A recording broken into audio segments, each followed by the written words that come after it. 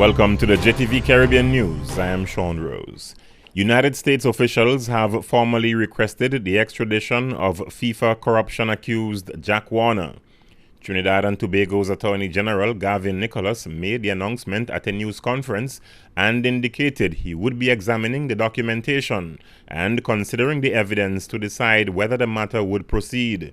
However, Nicholas declined to give a time frame for making a decision.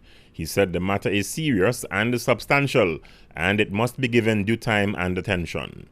Warner, age 72, has been indicted in the U.S. on racketeering, wire fraud, and money laundering conspiracy charges.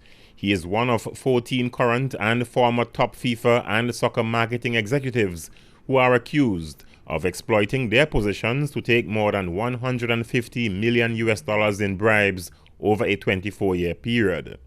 Once Nicholas makes a decision on whether to allow the matter to proceed, Warner's legal team will be given the documents to peruse, and the date will be set for the extradition trial. Puerto Rico's Secretary of Health, Ana Rios, has confirmed that 3 young men are infected with malaria. They are believed to have contracted the disease while celebrating their graduation with classmates on a trip to the Dominican Republic. Physicians initially diagnosed 5 members of the group with symptoms of malaria, but only 3 were subsequently confirmed and hospitalized. Rios stated that this is an exceptional case, that it is rare for people in Puerto Rico to be infected with malaria, and that there is no significant record of mosquitoes detected carrying the disease. Secretary Rios recommended that everyone traveling to Punta Cana, Dominican Republic, should visit a doctor before the trip. The Bermuda government says it has signed a $200 million U.S. loan with Butterfield Bank as part of a debt financing strategy. Bermuda's national debt now stands at $2.185 billion US.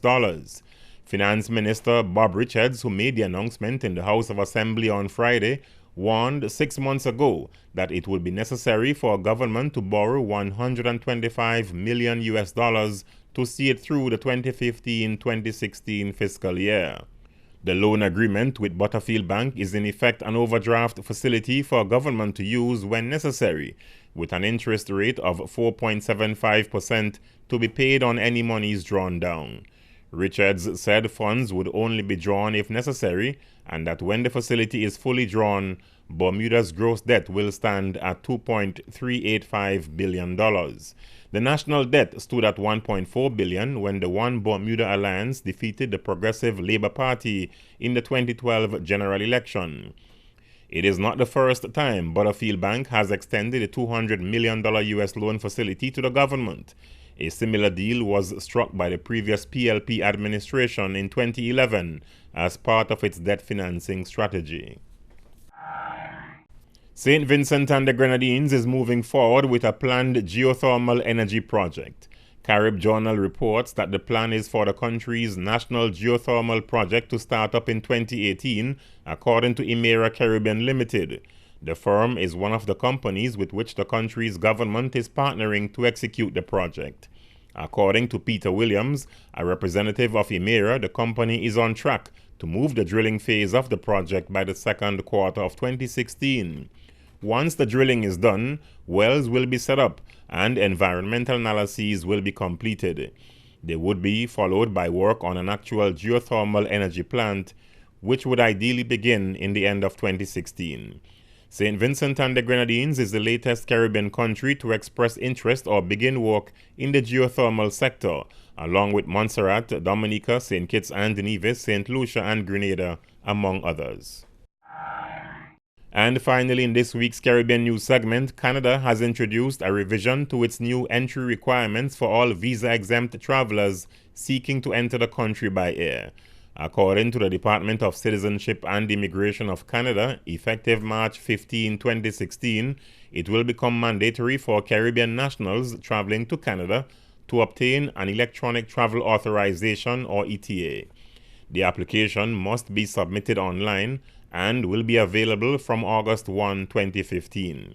The authorization is electronically linked to a passport and is valid for 5 years or until the passport expires. The ETA is not a visa requirement but a simple travel authorization system that will allow for smooth immigration processing on arrival in Canada. Caribbean nationals of visa-exempt countries seeking further information on the new requirements may visit Canada Gazette's website. That's it for this week's Caribbean News segment. I am Sean Rose. Coming up next on JTV News. 23 public officers recognized for their exceptional performance. Dr. Willard Wheatley, the territory's second chief minister, remembered as an exemplary BVI lander on the anniversary of his 100th birthday. Local craft show showcases a variety of locally produced craft items, and Youth for Walwyn's Tribe raises funds for back-to-school voucher program.